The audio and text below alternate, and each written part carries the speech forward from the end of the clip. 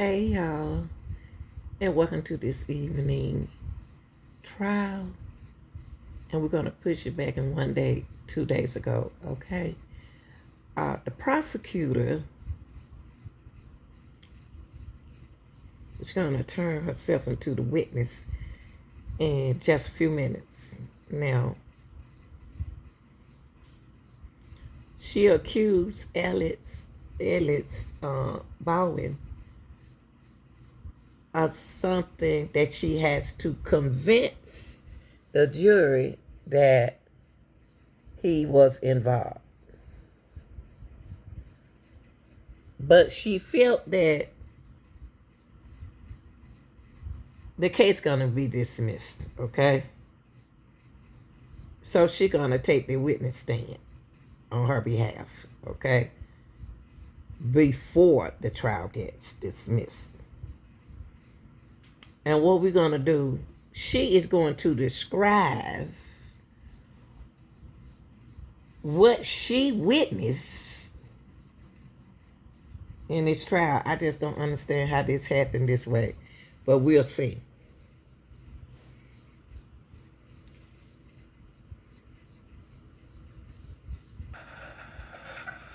All right, Ms. Morrissey voluntarily calling herself as a witness without any requirement by the court to do so, or Mr. Spiro asking her to. Please raise your right hand. Do you swear affirm under penalty of law that the testimony you give in this case will be the truth, the whole truth, and nothing but the truth? I do. All right. Go ahead.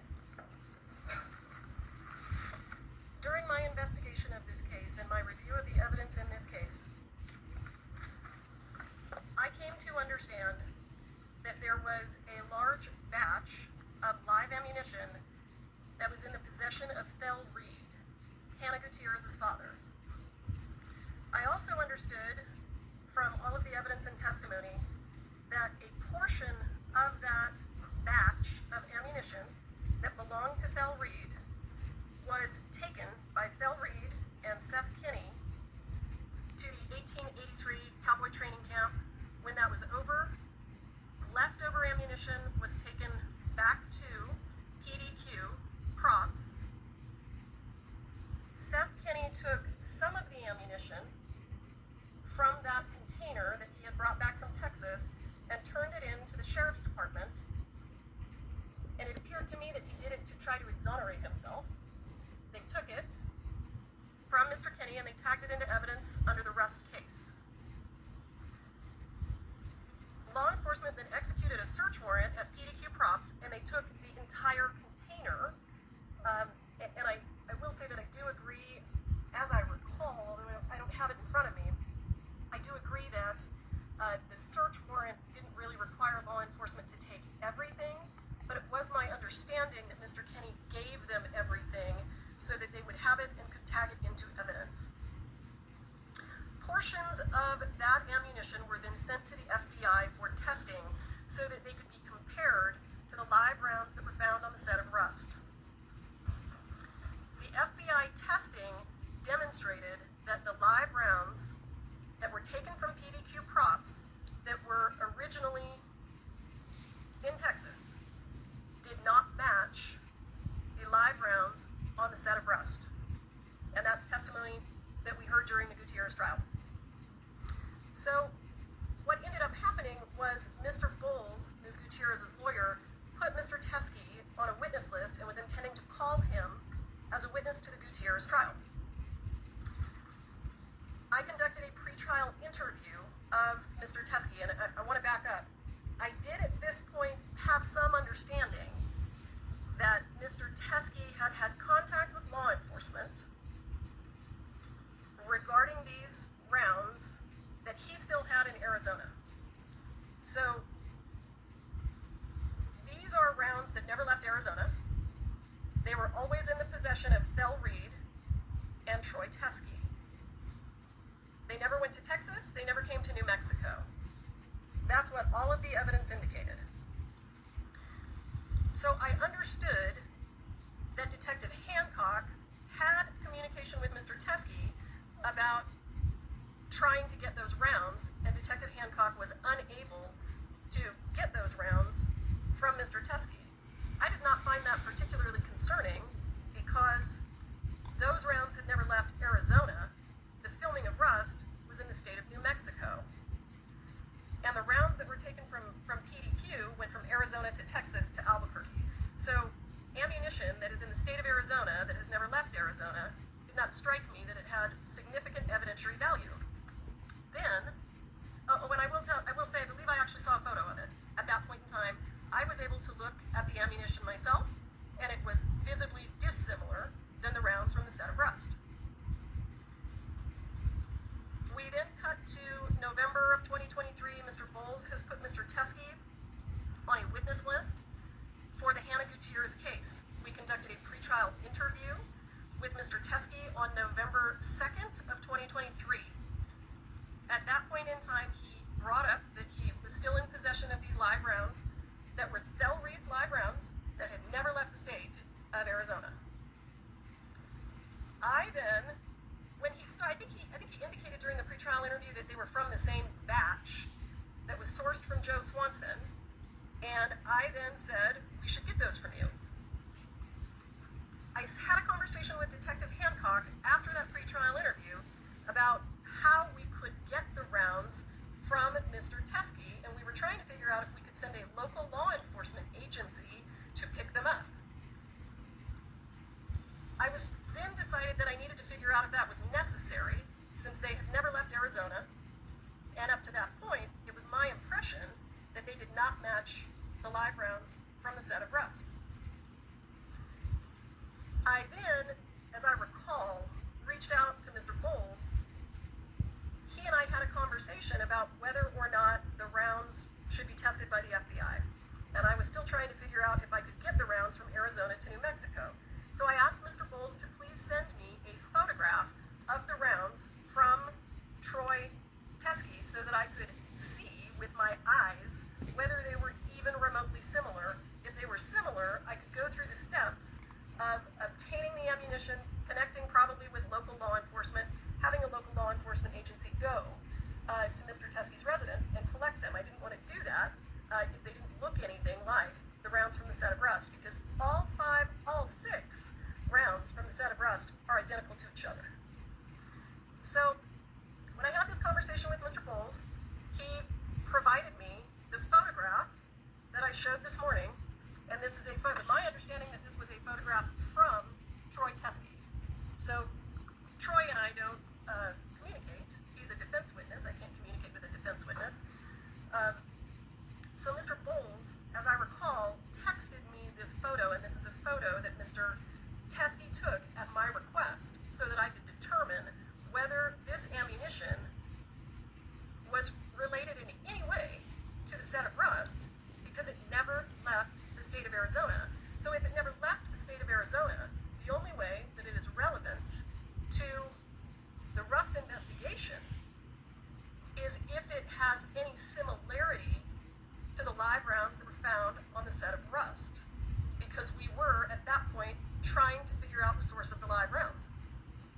When I received this photograph from Mr. Bowles, I could immediately tell that these are very dissimilar from the live rounds that were found on the set of Rust.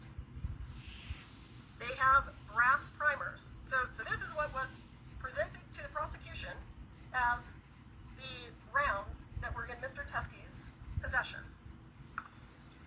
They have brass primers and not silver primers. One of them, the one on the left, appears to be a Starline brass casing, but they have truncated cone projectiles. We had seen ammunition that looked exactly like this, not exactly, but very, very similar, and that ammunition was the ammunition that was collected from the Sheriff's Department and went to the FBI for testing and was determined not to be similar in any way to the live rounds on the set of Rust. So when I saw this photograph, I could see that it was not at all similar to the live rounds on the set of Rust, and I decided not to take any steps to collect this ammunition because it was in Arizona, had never come to New Mexico, and didn't match the live rounds on the set of Rust. So what ends up happening is Mr. Teskey is called to New Mexico by Mr. Bowles to testify at the Gutierrez trial.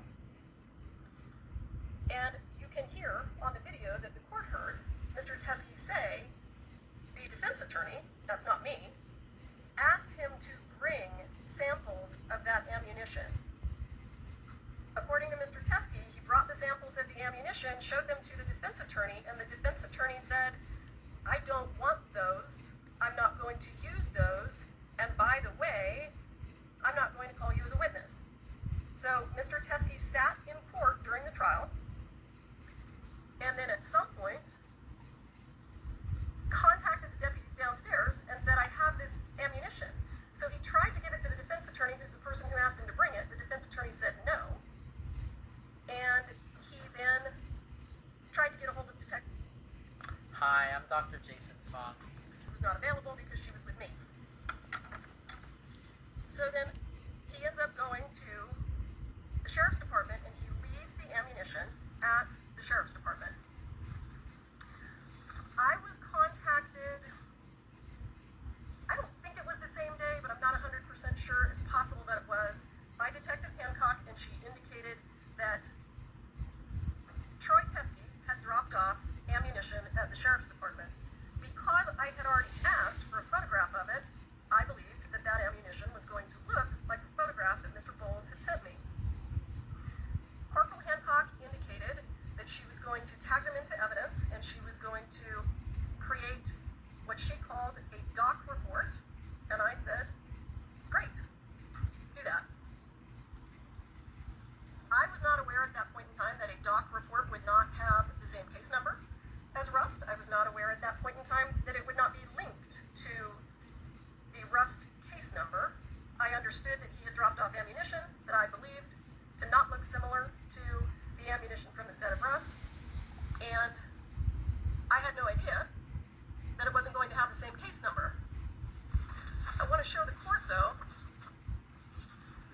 What? when Mr. Teskey showed up to testify with the ammunition that Mr. Bowles told him to bring to the state of New Mexico.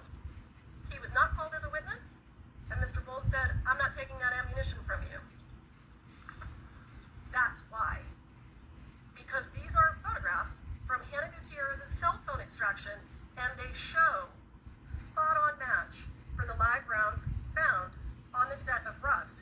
This is clearly the reason that Mr. Bowles said, you and your ammunition better get out of here, because it would not have hurt the case, the state's case against Hannah Gutierrez.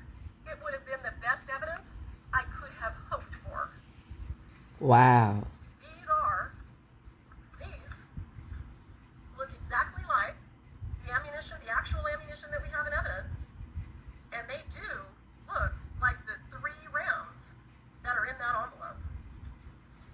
So when Mr. Teskey couldn't get Mr. Bowles to take them because they were the best evidence against his client, he took them over to the sheriff's department. And when he dropped them at the sheriff's department, I was told that there was going to be a report.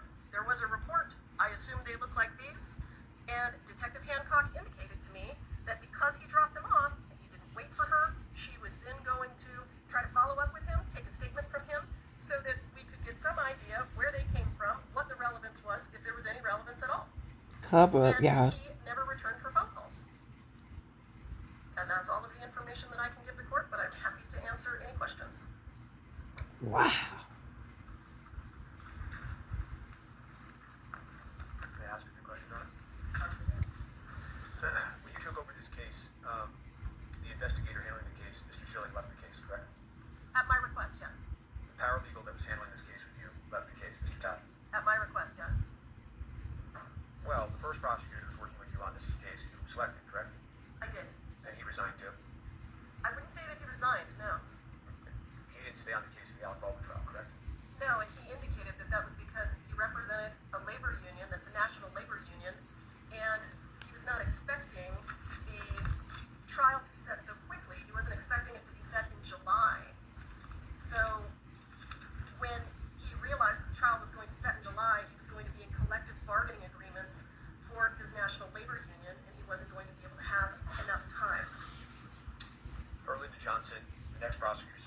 resigned from the case today, She did. based in part on the conduct we're here discussing, correct? I believe that Ms. Johnson Ms. Johnson didn't want there, my understanding is that she didn't agree with the decision to have a public hearing. On July 1st in this matter, you served a certificate of compliance with 5501, correct? I did. And you've never turned over the report or any of the evidence that we're talking about during this hearing, correct? Let's take it one at a time. I did not turn over the report. I didn't have a copy of the report. The rounds that were left at the Sheriff's Department by Troy Teskey, I have absolutely no reason to believe that they are relevant to the incident that took place on the set of Rust. These are rounds that were in the possession of Bell Reed and never left the state of Arizona. You also did not allow the defense to view that evidence at any point during our request to review evidence in this case. I had never seen it, and I didn't realize that it wasn't under the same case number because I'm not a law enforcement officer and I don't work at the Sheriff's Department. But you are right. And you concede that they are Starline Brass Silver 45, right? I can.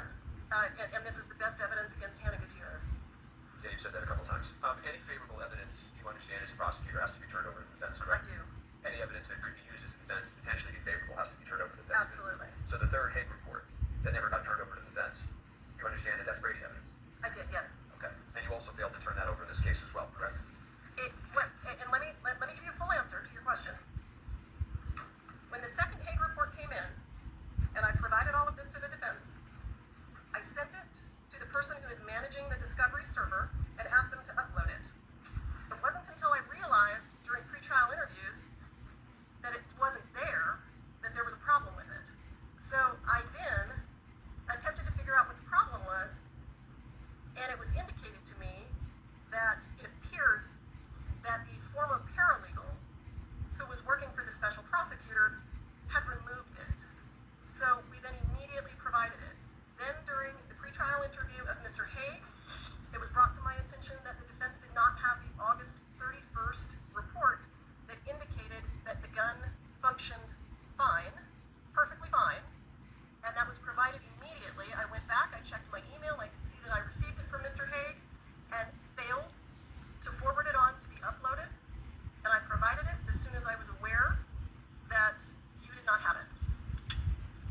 The fact that nobody at the Hannah Gutierrez retrial cross-examined Mr. Hague about the report didn't clue you into the fact that nobody had the report? Actually, it didn't, and I'd like to address that. The reason that it didn't clue me in is because Hannah Gutierrez's defense was that the gun worked perfectly. The defense in Hannah Gutierrez was never interested in any evidence that there was an issue with the gun, because if there was an issue with the gun, it damaged her case. So what you could see, if you watched the trial or saw any of the transcripts, the defense actually brought in their own expert to say that the gun worked perfectly. So they had no interest in that information. And actually, you elicited testimony from Mr. Hague at that trial that was inconsistent, at least partially inconsistent, as the court's aware, with his third report, correct? Tell me what you're referring to, and I'll answer your question. Well, there was a whole hearing about this where you saw this, and you saw me go back and forth with Mr. Hague for 25 minutes, so I don't... I agree, but I need to know what you're talking about for me to answer your question. Okay, if you can't answer the question, you can't answer the question, I'll move on. I'm happy to, but You say that the extent of the communications you have about the doc report, as you relayed to the court, is that all you said in response was, great, do that? That's your testimony? yeah, I assumed that it was going to be tied to the same case number. So I said, great, do it, file a report. No follow-up questions? No, because I had a picture of the ammunition that didn't match the ammunition from the set of Rust. No concerns in your mind when you got the case filed and you turned it over to us that it wasn't concluded? Absolutely not. There's a terabyte of discovery. I didn't know whether this 2-page police report had been provided. And in addition to that, I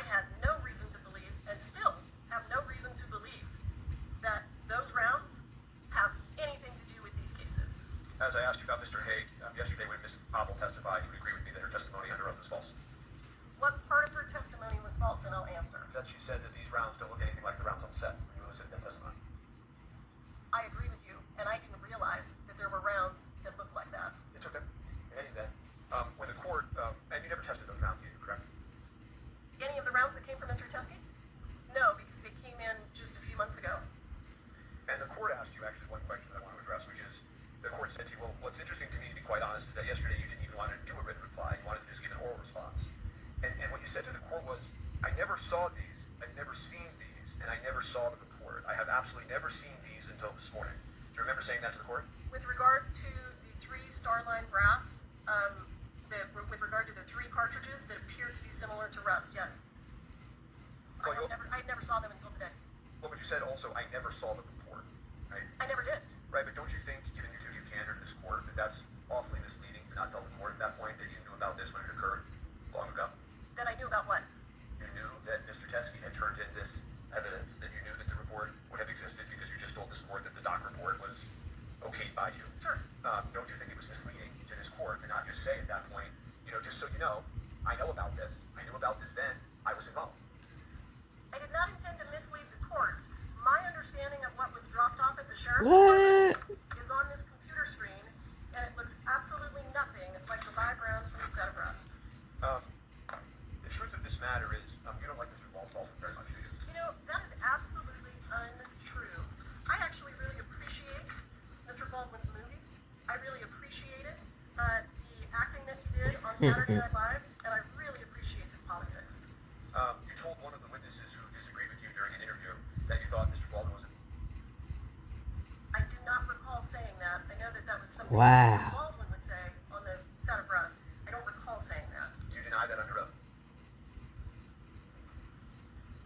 Without having more information, I can tell you that I do not recall ever saying that.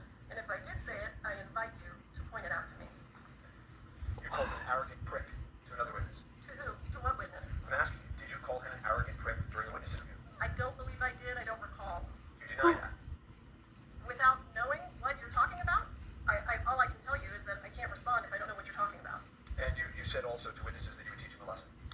I never said to witnesses that I would teach him a lesson. Absolutely not. In fact, Mr. Spyro, I want to give a full response to your question. I made every effort in this case to resolve this case with your client in a very favorable way for him. All right, I'm going to move to strike because it's not responsive. It is I don't want responsive. to talk about the negotiations. Yeah, and it's not responsive. So I have no further questions. All right. A recollection of calling him any of those names. I have invited the defendant to tell me what he's talking about, and he has declined. I want the court to take notice of that. Crazy.